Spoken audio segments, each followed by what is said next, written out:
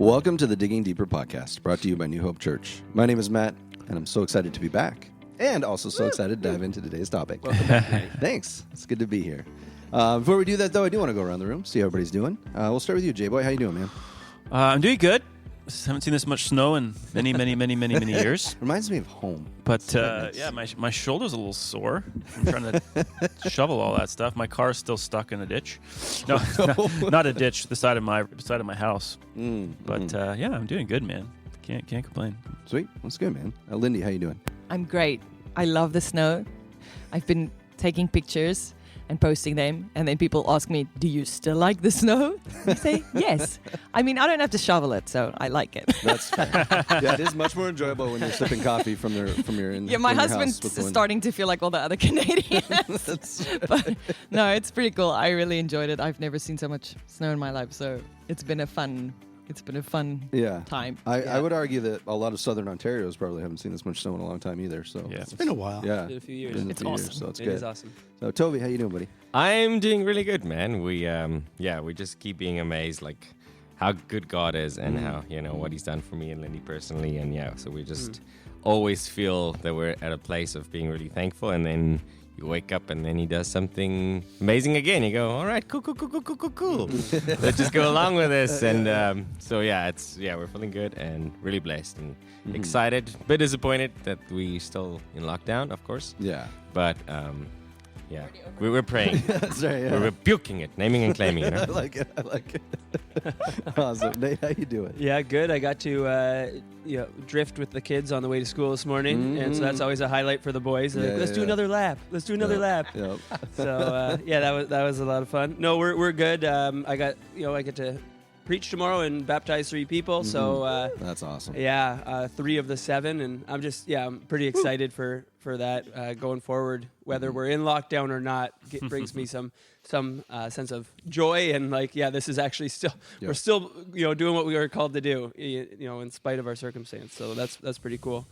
And I like being here with you guys. Wednesdays are fun days here at the building, so I'm excited we're all together. Sweet. True. Tom, how you doing? Yeah, after clearing the driveway from all that snow, and then you wake up the next morning, and I don't feel any pain at all in my finger from push starting my snowblower that did all the work. That's right. Yeah. Oh yeah, living the dream, baby. That is the dream. Let me tell you. I'm doing great. Yeah? Thanks, Matt. How are you? Good. I'm doing really well. It's funny. The shoveling actually didn't get me. It was pushing all the cars out of our street last night that got me. I am so tired. They don't plow our road ever, so it's usually 3 days after a big snowstorm. It's just people pushing cars out. So there's just this routine now where everybody just comes to their house and pushes whatever car's stuck out onto the main street. That's awesome. Community, man. It is. It's actually neat to see. I get to meet a lot of people that way, Yeah. so it's good. So doing really well. I love the snow, so I've thoroughly enjoyed yesterday. I love big storms, and like I said, it reminds me of home, so it's kind of fun. So it's good. But today I want to dig into. It's funny. We were kind of going over this outline before we jumped on today, and the outline, at least on the surface, doesn't seem like anything related to what you preached on That's Sunday. all right. Sometimes you need to jump off a bit. But you made some really interesting points, and it got me to thinking about some other things, which is where I wanted to dive in a little bit this morning, because you talked about this whole idea of God's not a jerk. It's just His ways are bigger than ours, so we don't always see what He's doing. But that really reminded me of some conversations and discussions I've had around this idea of our purpose. God's got a purpose for your life. You hear that all the time, and that call to be on, to be focused and motivated on this purpose. And you hear it in our culture too. There's this I would argue, a misconception of what purpose is in our culture. And so the question I want to actually get into this morning, and it's a bit of a big one, so I don't know how long it'll take us to get through it, but it's kind of a scenario question. I'm going to throw it out to you guys, and then you guys can dive into it and kind of navigate it. But if someone were to walk in today and ask you how to determine what God's purpose is for their life, what would you tell them? How would you start that? Nate, you want to jump in first, buddy? Yeah, I tell them that they need to start tithing and serving. That's the first thing that they need. No. Don't smoke, don't chew, don't go with girls that do. Yeah, there you go. That's right. I would tell them everything that's in my mind. I think that's actually, jokingly, I think that's actually the thing that I would say we struggle with probably the most. Is Yeah. I think, Jay and I had this conversation, would have been a few years back, just trying to walk into meetings and go like, okay, God, like, what do you want me to say? Reveal to me your thing. Because just trying to remove our own self from it a little bit and try to get some clarity, because people do look to us as pastors for insight and guidance and just some direction at times, and we just have to be really cautious to not like try to apply ourselves in our own and try to actually hear what God's already been doing in them. And I think PT said a few weeks ago, or maybe months ago, like the Holy Spirit's already working in people. We're not called to come and bring in some maybe new word all the time. We're usually called to come alongside what the Holy Spirit's already been doing and like fan that into a flame. And so sometimes I would start usually by asking more questions than talking in a situation like that. But the scripture is pretty clear. You need to surrender your life to Jesus. And, that's always my first thing is, have you surrendered to Jesus, and then are you serving him, and are you like living out the call to love your neighbor? And so we can go back to the fundamentals a bit. The only other thing I'll say is we do have a menu here that we've tried to develop of some great spiritual disciplines in order of getting our hearts in tune with what God's saying. And so I would also usually say like start some of these and in the relationship with God. It's not like he doesn't say it. It's not like I have to say it because God won't, he's near to you. He'll talk to you. And so I just get to go like, let me help you draw closer into that relationship so that he can reveal to you, what he's calling you to. Mm-hmm. Absolutely. Jay. Yeah, I have a little framework that I work off of that I would say comes from Scripture, which I learned from, here's a great name for you, Klaus Bockmuehl. He was a former president of the seminary that I went to, but he developed this really great framework for how the Scripture talks about calling and purpose. And he calls it, number 1, the general, number 2, the special, and number 3, the individual. So the general just simply comes from Genesis, like God calls all human beings to cultivate the earth under him responsibly. So go and work and go and cultivate your life and go and multiply, raise children, raise a family. And the special is simply just the Christian. Like God calls us to be Christian, which means to preach the gospel, to live holy lives.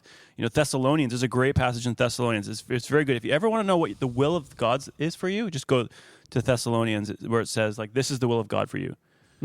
Your sanctification, to be holy and to walk in with God. So, like, you don't need God to speak from the heavens to tell you that. It says it right there, really easy. Yeah. But then lastly, the individual is just like, okay, sometimes God calls us to be plumbers, or God calls us to be pastors, God calls us to be musicians. And that comes later, usually after we've already been doing the general and the specific, or the general and the special, right? So you got God calls you to cultivate the earth, to be Christian, and then eventually you get to what this individual calling, like God called me to go to this place or to do this job. That's kind of the framework I've worked off of. But I like what Nate said, because sometimes people already got the general and the specific, and they're like, but now what am I called to do? And usually it starts with listening. Like what are you good at? What do people affirm in your life? And then kind of go from there. Yeah, absolutely. Yeah, I always go, God gave each one of us a very specific set of talents and skills. Yeah. And for us, it was easy to kind of recognize your talents, and maybe you haven't. I'm really good at running from the police. I'm from South Africa. Got training. No, I'm kidding. So we always encourage everybody to truly lean into your strengths and lean into your talents, because that's clearly what God gave you. Yeah, absolutely. And then we take it back to when the disciples asked Jesus, "What's the most important law?" He said, "Love the Lord, and then love your neighbor, love people." And then we go, okay, how can we use our talents and gifts to live out that? That's kind of how we've been trying to go around it. Yeah, no, absolutely like that. Tom. I love this, the shorter catechism, the Westminster Catechism, that the chief aim of mankind, of humanity, is to love God and enjoy him forever. And I wish someone would have told me that when I was younger, because I got the fear in God part, but no one ever told me about the enjoying God.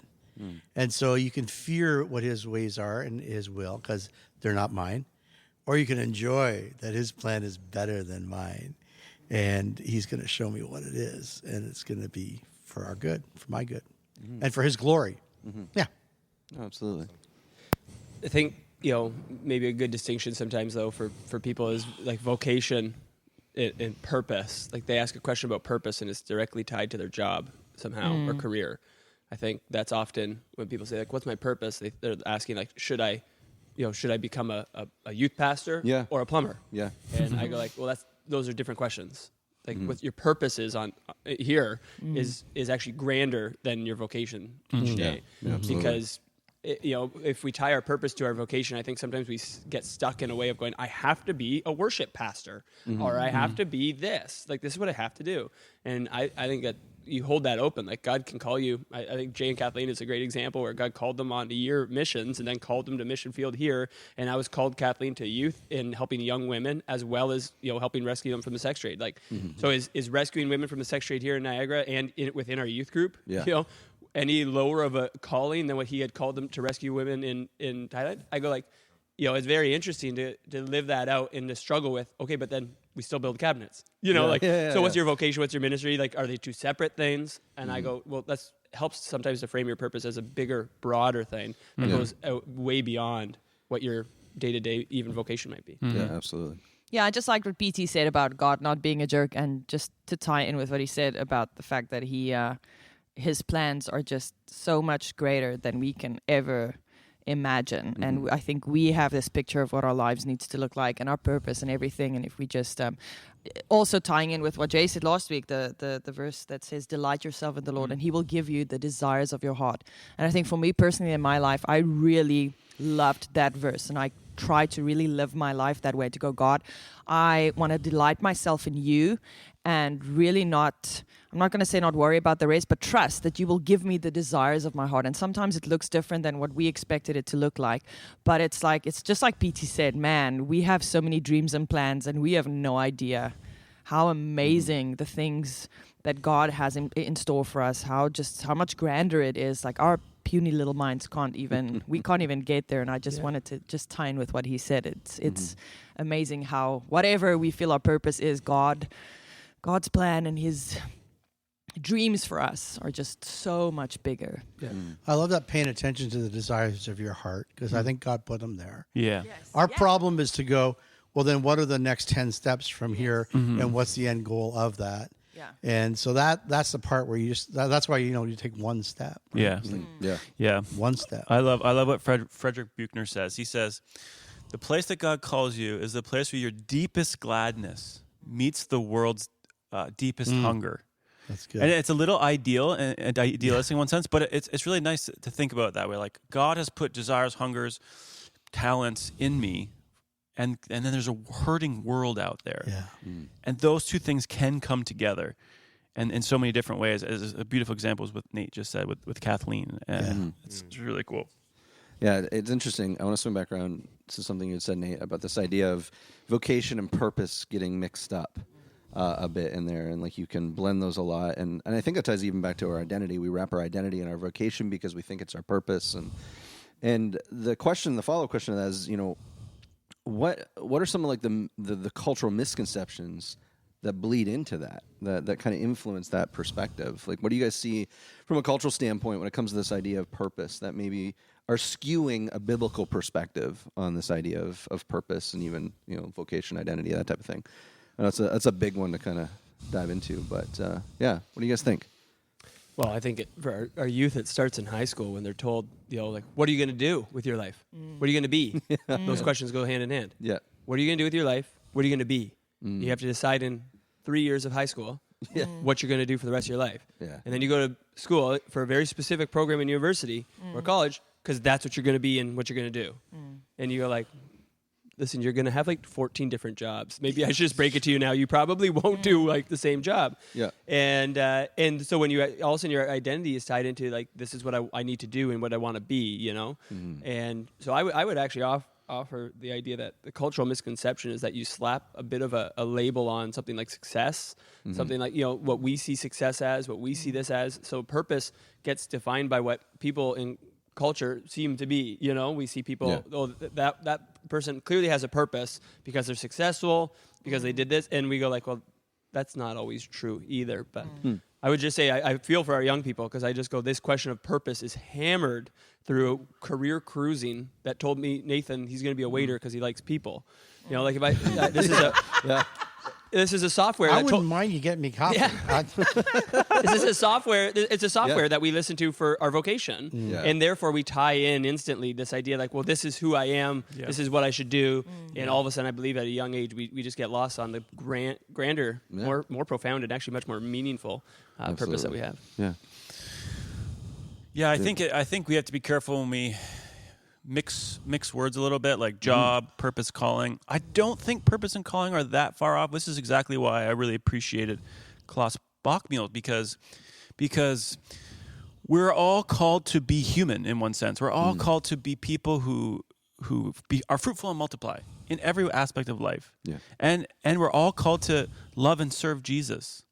To preach the gospel and to submit our lives to him and live. And that's a purpose. That's a calling. But then there are other things that are individual that change over time.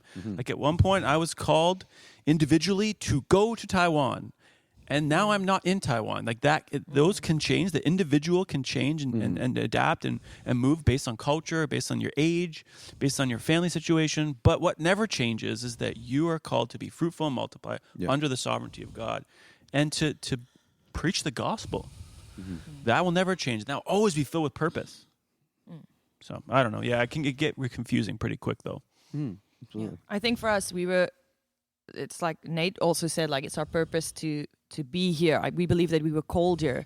And then like a lot of South Africans, which is kind of true, they're like, if you immigrate, you get set back 10 years financially. Does that mean we're not successful, right? When we start putting these things together. But we were called by God to be here. And sometimes in our lives, we're going to have different, God's going to call us to different things. And I mean, I remember him like, Toby being like, he was called into ministry, like people prophesied over him when he was a baby and stuff, and that sometimes meant him, I'm not saying purpose, but that sometimes meant for him to work in a music store for 12 hours a day.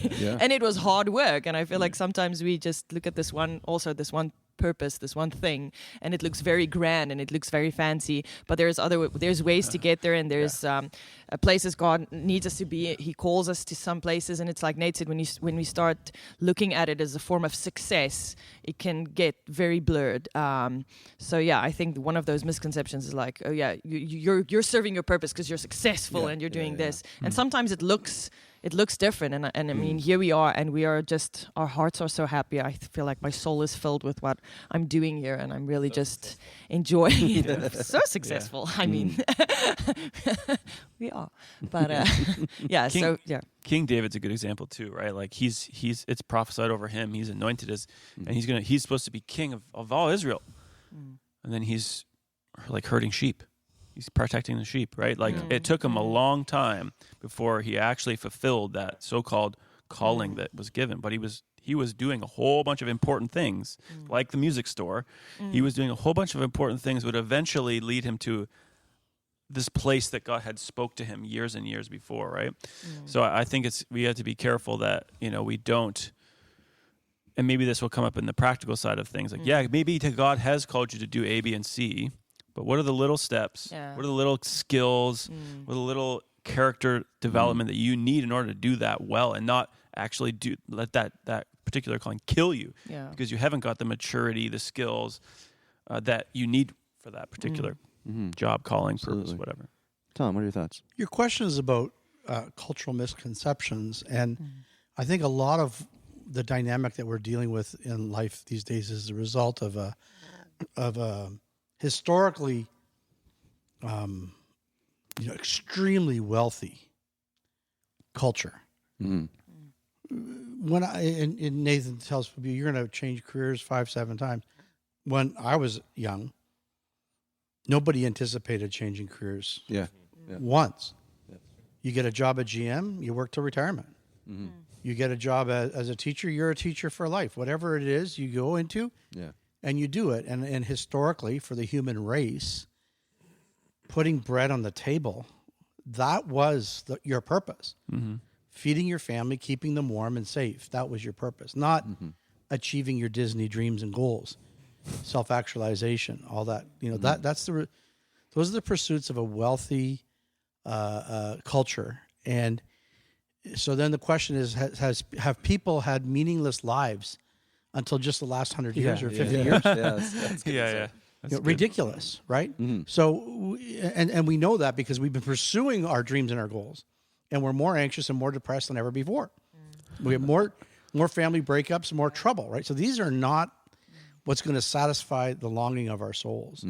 So people found meaning in life, in family, in work, in hard work, in worshiping God, in being, not so much doing or achieving. Yeah. And that was the achievement. And then if you made amazing stained glass windows for the cathedral, or you were a stonemason, or you sang in the choir, I mean, there was art, there was beauty, there was other parts of life, but it wasn't all focused on this self grandeur of achieving your goals and becoming the princess and the prince. It's just a crazy way to live, and it's driving everybody to depression. Yeah, I remember when I was working my first career officially, I was, you could imagine, I'm sitting there typing in numbers all day into a software and printing out and folding forms for people. And so it's not Nathan's ideal That's career. totally you. I see that. That and getting coffee for people. And yeah. That's right. And it was kind of interesting if we have this conversation about purpose. No matter what job, even if it's a career actually you enjoy, there's going to be days where you're like, "What am I doing?" If you're doing it for the work, if you're like, "The work is my purpose because I enjoy this work, and I finally found work I enjoy," so then the boss sucks, or then you're going to find something one day Amen. that's not great.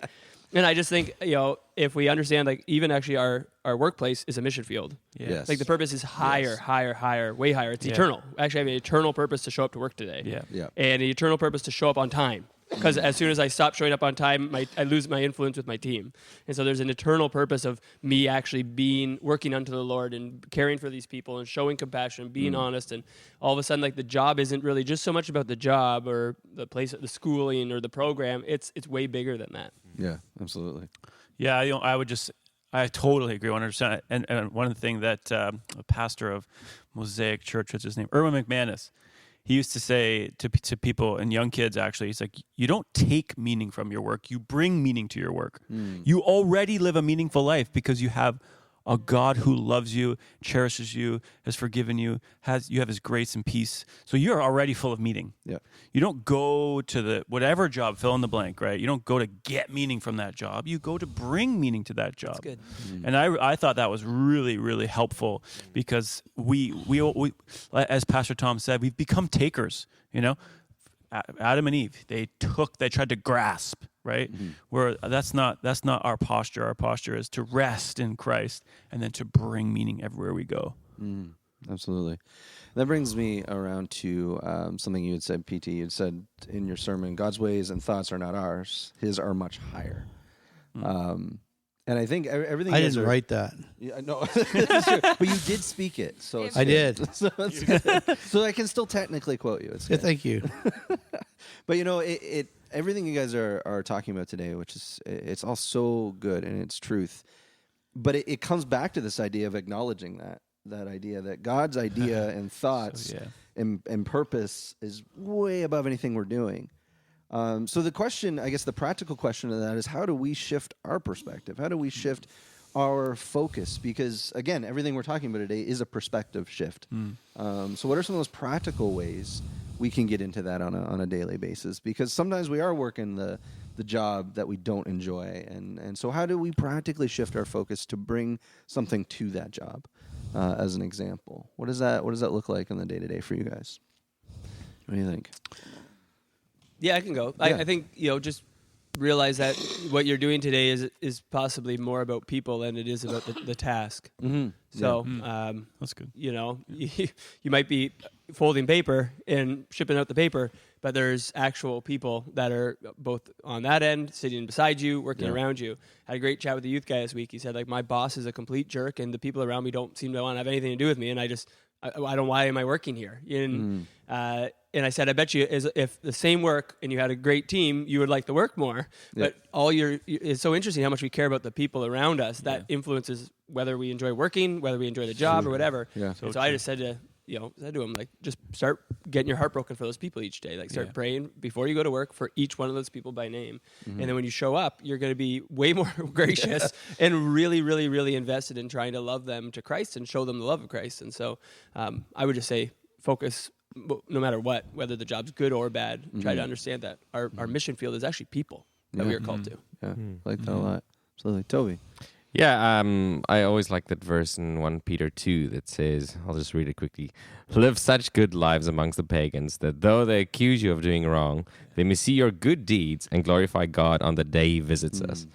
And that's good. kind of, just do what you're doing, but do it in such a way that when people look at it, they can see there's something different about this guy.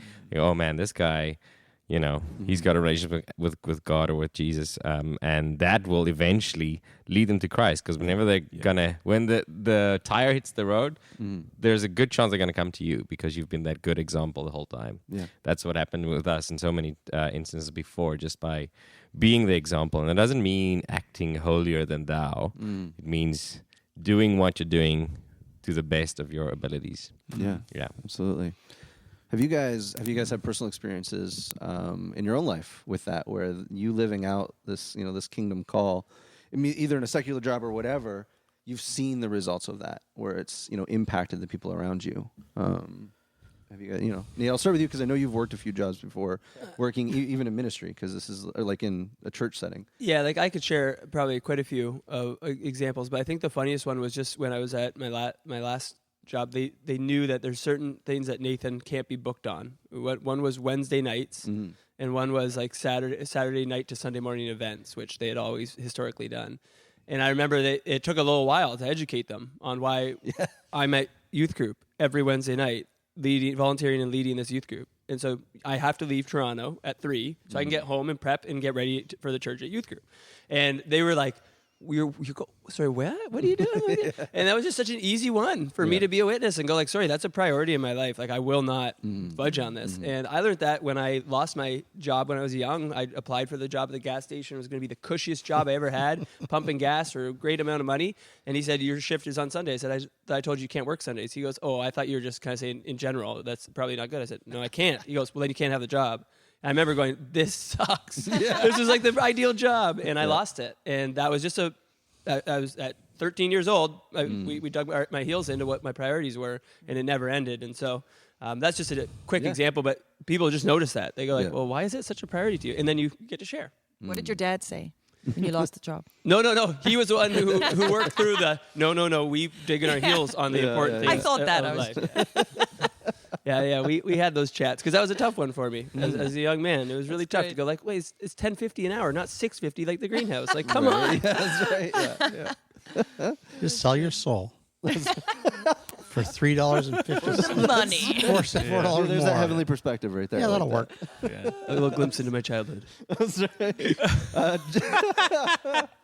Jay, you got any experience with Yeah, that? I think I'll give one example. I worked at Lucky Brand Jeans in Mississauga for a time, and I literally folded clothes all day. And when a customer came in, I can see you doing that. customer service.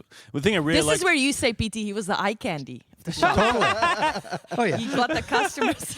I did really appreciate the company in general because they highly prioritized customer service and customer care over sales, which was very interesting. It's very rare in sales jobs. But anyways, like I used to go in there and because I was also serving in YWAM at the same time. And I was like, God, what am I doing? I serve YWAM and I get to disciple these kids who are hungry, who want to be here. And then I go to Lucky Brand Jeans and I fold clothes. And I remember to myself saying, listen, you go there and you actually be interested in people's lives. And so I just started developing relationships with my coworkers and just genuinely being extremely interested in their lives. Yeah. And we had insane conversations, like ones that you would never expect in the workplace that are like, taboo, or like you just don't talk about that stuff at work. And we did. And I had some like really awesome opportunities to just like love on these people and actually minister to one of them, which was, pray for them and come alongside them. They didn't become Christian. At least I don't know, after I haven't seen them for 15 years, but that was a big thing for me. Just go and invest in the people that are there and just love them as best you can. Absolutely. Yeah, I can definitely speak to that. I've always worked. I think this is the first time in my life I've not worked 2 or more jobs, actually, in my ministry. But I know there's been times, and even before I came here, working at Geek Squad, a very similar call, like me going, God, what am I doing here? And God just said, start praying for people. Like, that's all I want you to do all day is pray for people. Because you get an interesting perspective working in tech when, people think their lives are actually falling apart because their computer won't turn on. It's really hard to not. It's really hard. Like, initially, it was really hard not to just get so frustrated with humanity. You go, this is where we've come to. But anyway, but in the midst of that, God really laid in my heart, like, you need to pray. You have this incredible opportunity where every person that comes up to that counter is someone you can pray for. Like you are engaged with people all day. Like, why are you not praying for these people as they come up? Because you have no idea what's going on. And it was really neat because it changed my whole perspective on, I guess it refreshed my perspective, I should say, on the Father's heart for people. And so there is, for me practically, that was a big one, was going, no, these are people that God absolutely loves and absolutely pursues. And I have this incredible privilege to pray for that pursuit, so to speak, and to pray over that. And by extension, even my peers and stuff, same thing, get to pray with and over a lot of them. And it was an incredible experience, but it started with that shift in perspective. So yeah, I appreciate your heart in that, for sure. I've always liked that expression or quote, God can't steer a docked ship. You got to be moving. A ship's got to be sailing and moving in order to steer it, right? Or a parked car, whatever version of that you want. And I just think of when I was an employee at Radio Shack, 17, 18 years old, trying to serve the Lord the best I could. Doing evangelism on the streets at night, leading people to Christ and discipling them, and working at Radio Shack. And then at 19, when an opportunity came up to purchase a franchise, it was my manager who told the company, sell it to this kid. He'll do great. And, I'm owning a franchise at 19 years old. You can't make that stuff up. You can't make that happen. If you will wholeheartedly, 100% sold out, give your life to Jesus and go and serve him at your job and your family, at your school, he will open doors and direct you to places you could never have engineered on your own. Believe that 100%. And if you don't become the rock star, all my ministries have been under the shadow of the church growth movement, where if your church isn't 5 to 10,000, 20,000 people, you're a failure. And you go, really? Is that really what success is? How about success is that I love the Lord, love my wife, love my kids, and we lead people to Jesus, whether we're popular or unpopular. It's the truth. Absolutely.